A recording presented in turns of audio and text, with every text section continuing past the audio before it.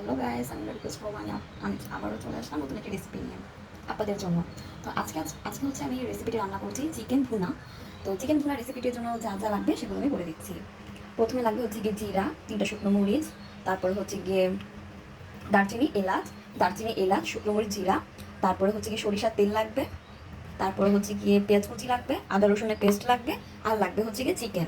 তার সাথে লাগবে হচ্ছে গিয়ে এখানে হচ্ছে গিয়ে 1 কাপ দুধের সাথে 1 চামচ মরিচ গুঁড়া, 1 চামচ হলুদ গুঁড়া, 1 চামচ ধনে গুঁড়া, 1 চামচ জিরে গুঁড়া ভালো করে মিক্স করে একটা পেস্ট বানিয়ে নিয়েছি। তো প্রথমে হচ্ছে গিয়ে আমি এখানে ভালো মতো করে একটু তেল দিয়ে নিয়েছি। তেলটা গরম হয়ে যাওয়া পর্যন্ত ওয়েট করছি। আমি সরিষার তেল ইউজ করছি, আমি তো বলেই দিয়েছি আজকে পুরো মুরগির রেসিপিটি রান্না হবে সরিষার তেলের মাধ্যমে। তেলটা ভালো করে গরম হয়ে গিয়েছে, তার মধ্যে হচ্ছে গিয়ে আমি 3টা তেজপাতা মাঝখানে ফালি করে নিয়েছি।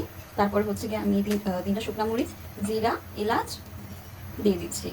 হ্যাঁ, সব কিছু ভালো করে দিয়ে দিচ্ছি। এটাকে এখন ভালো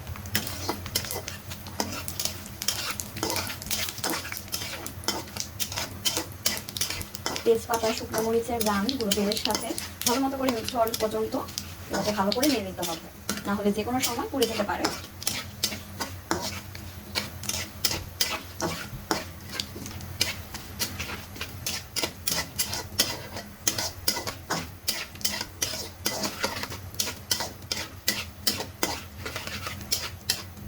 এখন হচ্ছে আমি এর মধ্যে পেঁয়াজটা দিয়ে দিচ্ছি।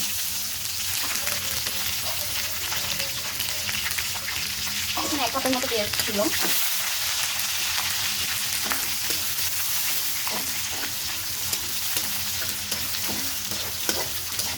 যে কোনো মাংস রান্না করতে হলে কিন্তু পেঁয়াজ একটু বেশি পরিমাণে ইউজ করতে হয়, তার জন্য একটু বেশি পরিমাণে পেঁয়াজটা ইউজ করেছি। মুরগির মাংস বলে এখানে হচ্ছে যে আমি 1 কাপের মতো পেঁয়াজ ইউজ করছি।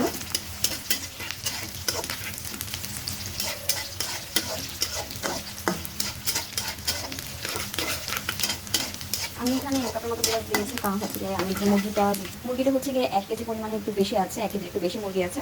তো সেই কারণে হচ্ছে গিয়ে আমি এখানে 1 কাপ পরিমাণ হচ্ছে পেঁয়াজ দিয়েছি। আপনারা চাইলে একটু বেশিও দিতে পারেন। অলরেডি হচ্ছে গিয়ে পেঁয়াজটা ভাজা হয়ে গিয়েছে। এখানে হচ্ছে গিয়ে আদা রসুনের যে পেস্টটা ছিল সেটা হচ্ছে গিয়ে আমি দিয়ে দিব। আদা রসুনের পেস্টটা আমি হচ্ছে গিয়ে দিয়ে দিচ্ছি।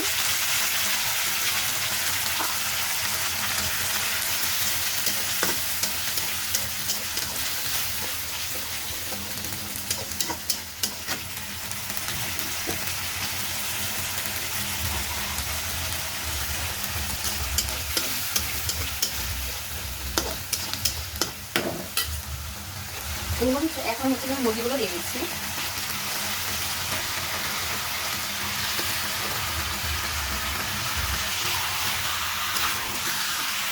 আমি এখানে যে মশলাগুলো ইউজ করবো, যে গ্রেভিটা আমি দেখিয়েছিলাম, যে আমি 1 কাপ দুধের সাথে হলুদ, মরিচ, জিরা, ধনে মিক্স করে একটা পেস্ট বানিয়ে রেখেছিলাম, সেই পেস্টটা কিন্তু আমি এখন মুরগির উপরে দিয়ে দিব। এখন যে কটা মশলা যাবে সব মুরগির উপরেই যাবে। তো আমি এখন ভালো করে নেড়ে নিচ্ছি। এখন আমি এই পর্যায়ে হচ্ছে মুরগির মাংসের জন্য যে গ্রেভিটা আমি করে রেখেছিলাম পেস্টটা, এটা হচ্ছে কি এখন আমি মাংসের উপরে দিয়ে দিচ্ছি। এখন এটাকে একটু ভালো করে মিক্স করে নিব। তো এর সাথে আমি হচ্ছে মাংসের যে মিক্স মশলাটা ছিল সেটা হচ্ছে আমি দিয়ে দিচ্ছি, দিয়ে আবার একটু ভালো করে নেড়ে নিচ্ছি।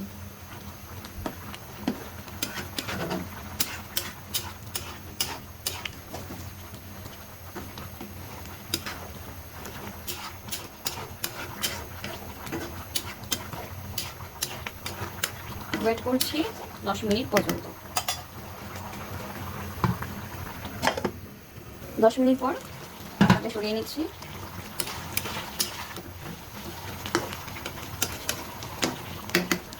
এই পর্যায়ে এসে হচ্ছে যে আমি এখন এর মধ্যে টমেটো কেচাপটা দিয়ে দিচ্ছি।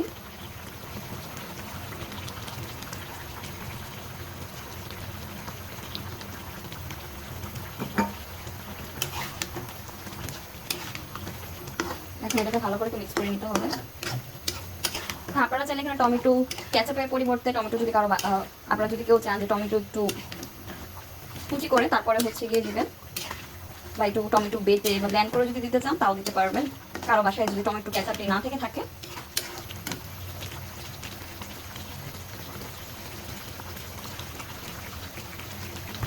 আমি হচ্ছে এখন এখানে তো আমি এখন এর মধ্যে পরিমাণ মতো লবণ দিয়ে দিচ্ছি।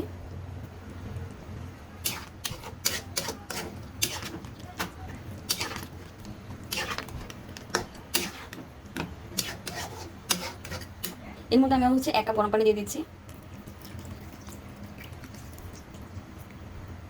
এখন এটাকে আমি একটু ভালো করে মিক্স করে ঢাকনা দিয়ে ঢেকে দিচ্ছি। তো আমি অলরেডি 10 মিনিট পর চলে এসেছি। তো এখন হচ্ছে কি আমি মাংসটা আবার একটু নেড়ে দিচ্ছি ভালো করে।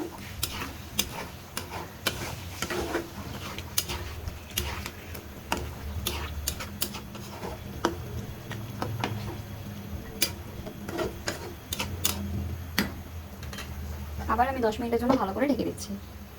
আমি হচ্ছে মাংসের মধ্যে হালকা করে একটু চিনি দিয়ে দিচ্ছি।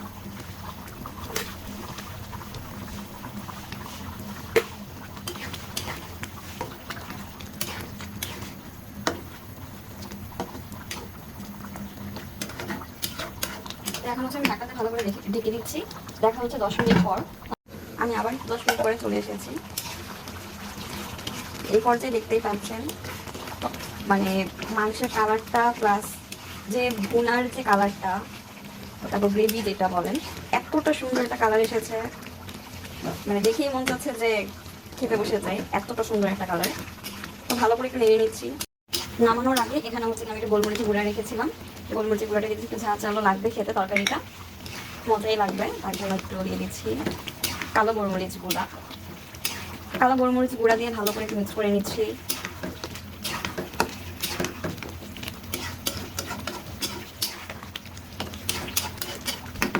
অলরেডি আমাদের রান্নাটা শেষ। ভিডিওটি ভালো লেগে থাকে তাহলে অবশ্যই লাইক করবেন, কমেন্ট করবেন, সাবস্ক্রাইব করবেন। আজকের মতো এই পর্যন্তই। নতুন কোনো ভিডিও নিয়ে আবার আসবো। আমাদের জন্য দোয়া করবেন যে নতুন কোনো ভিডিও, নতুন নতুন নিত্য ধরনের নানান ধরনের ভিডিও যেন আপনাদের জন্য উপহার দিতে পারি। তো অবশ্যই ভিডিওটি লাইক করবেন, কমেন্ট করবেন এবং সাবস্ক্রাইব বাটনটি ক্লিক করে রাখবেন যেন যে কোনো নোটিফিকেশন আপনার ফোনে যেন চলে যেতে পারে। Tata, bye bye.